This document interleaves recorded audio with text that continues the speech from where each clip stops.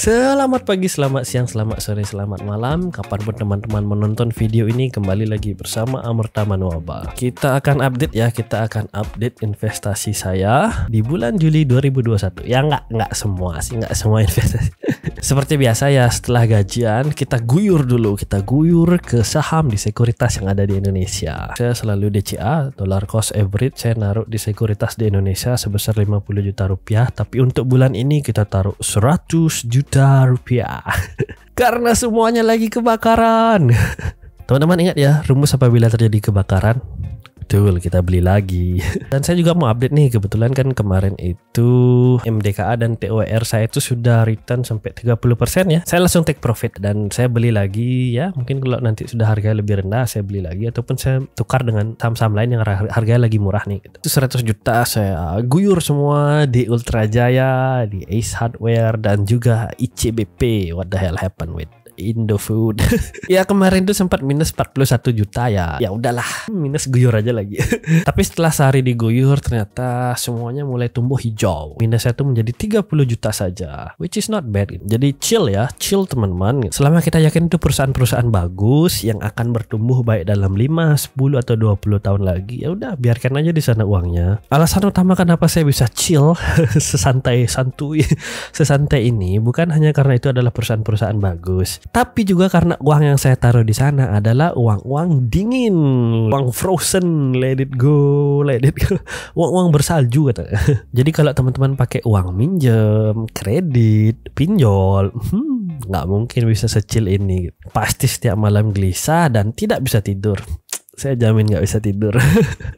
Dan perlu teman-teman ketahui nih, kalau saya kan nabung saham di yang bursa efek di Indonesia itu adalah perusahaan-perusahaan yang nggak spekulan loh teman-teman. Jadi saya tidak membeli perusahaan-perusahaan yang spekulatif gitu. Saya berusaha nih untuk memilih perusahaan-perusahaan yang memiliki fundamental yang bagus. Baik itu dia berada di IDX 30 dan juga dia berada di LQ45 gitu. Jadi saya bisa tenang megangnya gitu loh teman-teman. Saya juga selalu berpedoman di simple moving average 50, 100, dan 200. Tapi kalau resikonya memilih perusahaan-perusahaan yang tenang seperti ini, growth-nya memang nggak sekencang nih dengan perusahaan-perusahaan yang spekulatif ya teman-teman. Untuk saham-saham yang spekulatif saya memang main juga, tapi saya selalu berusaha memisahkan dari portofolio yang ini. Portofolio hari tua saya itu berbeda dengan funfolio ini gitu. Mungkin kapan-kapan ya saya share di sini gitu. Untuk sekarang sebaiknya jangan dulu.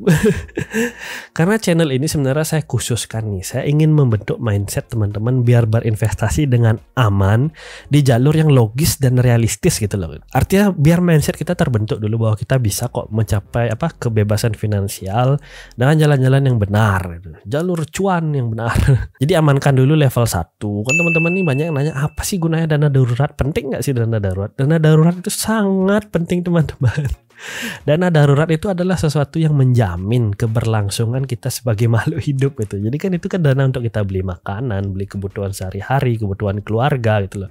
Jadi kalau itu nggak ada, teman-teman gimana mau berfungsi sebagai manusia yang normal? Kadang-kadang kan kalau kita nggak ada dana darurat pas kepepet gimana? Minjem ke siapa ya? Kalau bisa minjem ke tetangga.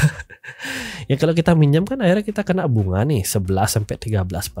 Itu kan uang yang seharusnya bisa teman-teman pakai investasi, malah akhirnya dipakai untuk bayar utang. Jadi usahakan level 1 dulu diamankan, baru teman-teman bisa mikir nih investasi gitu loh. Setelah mikir investasi kan di level 2 itu ada saham dan reksadana, di level 3 ada obligasi negara, dan di level 4 baru teman-teman kalau ada rezeki lebih bisa membeli rumah atau tanah kan gitu. Kalau sudah itu aman lah, 1, 2, 3 aman, silakan bermain di tempat yang spekulatif dan berbahaya.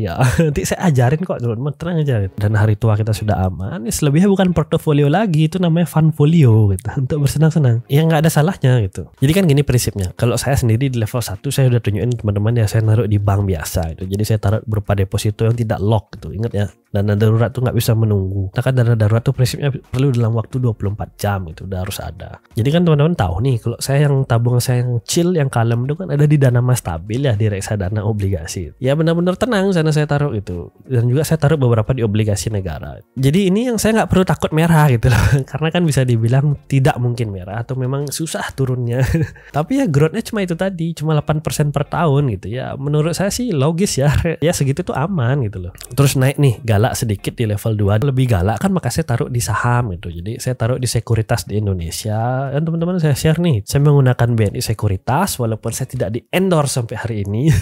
Ini karena ya growth-nya itu tadi, growth-nya 20, 40 kan sampai 100%. Jadi kalau biasanya growth-nya atau pertumbuhannya sudah nyentuh 20%, saya pasti analisa ulang. Jadi saya akan putuskan nih untuk take profit atau saya biarkan dulu. Misalnya saya memutuskan untuk membiarkan dulu, setelah dia nyentuh 30%, saya langsung analisa ulang. Kemungkinan besarnya biasanya akan saya jual sih setelah dapat return 30%. Seperti kemarin kan saya jual tuh MDKA sama TWR tuh, setelah harga cukup tinggi saya dapat return 30%. Benar, setelah dijual itu ya harganya turun lagi gitu, dan saya bisa DCA, saya bisa beli lagi di harga yang lebih murah. Makanya untuk yang saya melakukan analisa seperti ini itu saya nggak milih terlalu banyak loh teman-teman. Saya milih 7 atau 10 aja perusahaan, karena ya alasan itu tadi, capek capek analisanya itu. Kalau teman-teman malas analisa malas belajar atau nggak ngerti-ngerti itu, ya udah kita pilih aja manajer investasi, kemudian kita beli di reksadana saham gitu kan. Banyak ada pilihannya tuh, kemarin di Bibit ada kayak BNI AM IDX30 dan lain-lain ya. Jadi karena mereka sudah punya manajer investasi sendiri gitu, manajer ini yang melakukan analisa, jadi dia akan menentukan mana yang harus dibeli, mana saham yang harus dibuang itu.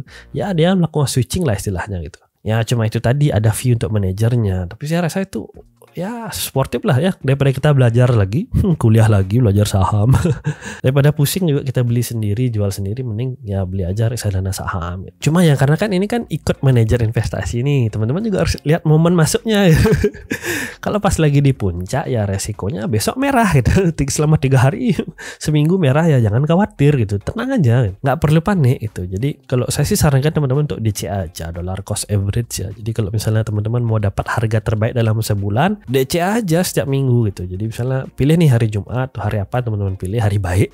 Beli reksadana saham tersebut tiap minggu pada hari yang sama dengan jumlah uang yang sama gitu. Jadi otomatis teman-teman bakal dapat overall nih harga terbaik selama sebulan itu gitu. Harga rata-rata terbaik selama sebulan itu. Ya dalam jangka waktu panjang kalau kita melakukan dollar cost average ini ya, menurut beberapa riset menunjukkan 15 sampai 20 tahun bakal mengalahkan kok orang-orang yang naruh uang secara lump sum kok gitu. Oh ya, saya punya ide, saya punya rencana untuk biar kita lebih dekat nih, saya ingin lebih dekat dengan teman-teman biar ada feedback 2 arah lah jadinya. Jadi kalau ada teman-teman yang mau menceritakan pengalaman finansialnya ataupun ingin bercerita nih tentang masalah-masalah yang dihadapi ataupun sekedar kirim cerita-cerita unik, bisa kirim ke tanyaamerta@gmail.com. Akan ada hadiah yang menarik nih. Mungkin beberapa cerita saya pilih, nanti saya share di video berikutnya. Teman-teman silakan melakukan polling, pilih cerita yang terbaik menurut teman-teman, dan akan kita beri hadiah yang luar biasa. AdSense ya buat kalian. Oh ya, bisa dilengkapi dengan video ataupun foto ya, biar cerita lebih otentik gitu loh. Jadi kan kelihatan nih, oh nih cerita beneran nih.